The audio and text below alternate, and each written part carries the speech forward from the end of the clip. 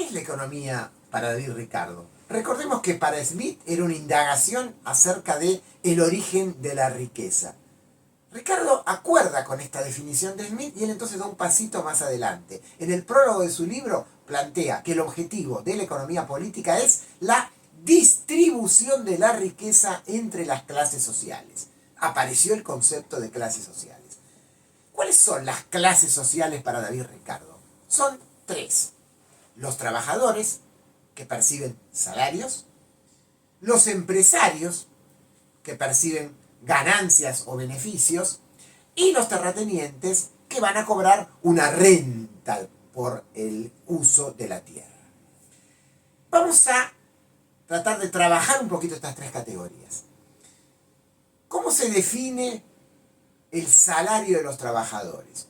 Para David Ricardo, el salario de los trabajadores es una canasta de bienes que permiten al trabajador reproducirse a él y a su familia. O sea, es un dato exógeno a la economía que está dado previamente. Simplemente una canasta de bienes que constituyen un salario de subsistencia o supervivencia. Por lo tanto, está dado y es en un determinado momento estático.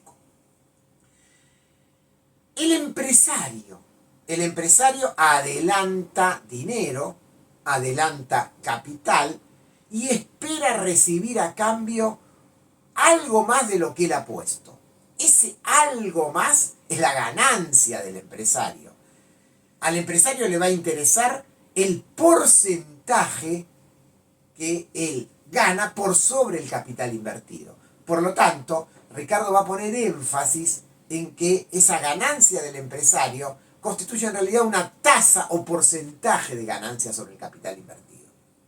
Ricardo va a sostener que en una economía de libre mercado, donde los distintos proyectos productivos pueden moverse entre distintas actividades, hay una tendencia a la igualación de las tasas de ganancia. O sea, los distintos proyectos productivos generan ganancias que en porcentaje, en el mediano plazo, tienden a igualarse.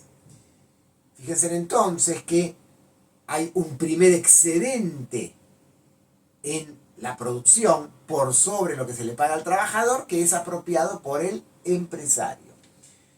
Pero hay un segundo excedente, que es el que más le va a interesar a David Ricardo y donde él pone su foco: lo que percibe el terrateniente por ofrecer en alquiler su tierra. A esto se lo llama renta. Traducido, la renta es el alquiler por el uso de la tierra. Sin embargo, Ricardo va a poner énfasis en que si hay tierras de diferente productividad, obviamente el terrateniente va a cobrar distintas rentas. Tierra más productiva produce mayor renta para el terrateniente, tierra menos productiva, menor renta, tierra menos productiva aún, menor renta, y así sucesivamente. El valor de la renta de la tierra va a estar determinado por el momento en que se tornen productivas y entren entonces al negocio capitalista, al proceso de producción, nuevas tierras que naturalmente van a ser menos fértiles. O sea, una vez que una tierra de menor fertilidad consigue que se pague un alquiler por ella, naturalmente todas las tierras más fértiles van a ir aumentando ese alquiler. ¿Por qué? Porque si yo por una tierra infértil logro que alguien me pague 100 pesos de alquiler, obviamente una tierra más fértil que ayer tenía un alquiler de 100 pesos, hoy va a tener un alquiler de 120, 130, 140, y una tierra más fértil que antes tenía un alquiler de 140 lo tendrá de 160, y así sucesivamente.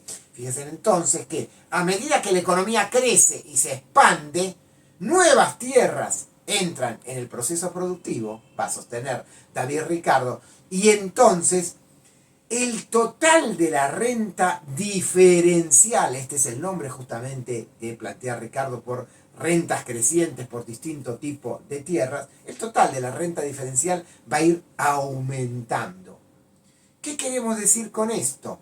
Que en la gran pregunta de Ricardo de la distribución de la riqueza, lo que perciben los trabajadores está fijo, el salario, esa canasta de bienes de supervivencia. Lo que perciben los capitalistas en términos de porcentaje sobre el capital invertido también está fijo. No es más que la tasa de ganancia media, pero a medida que la economía crece, cada vez más porciones de la riqueza quedarán en manos de los terratenientes. Y esto para Ricardo es un problema, porque él pensaba que la clase progresista, la clase que ponía en juego y en negocio los inventos, y en definitiva, la clase que permitía el progreso de la humanidad, era el empresario capitalista, y no el terrateniente, que era un parásito, en definitiva, una expresión del antiguo régimen. Ahora, si a medida que la economía crece, más porción de la riqueza queda en manos del terrateniente, menos se va a reinvertir porque el terrateniente no se dedica a la reinversión. Y la economía entonces terminará acercándose a una crisis, acercándose a un estado estacionario. Esto evidentemente es un problema y ponía en riesgo todo el proyecto del crecimiento capitalista. La gran pregunta, el gran planteo económico y político de Ricardo es cómo se resuelve esto.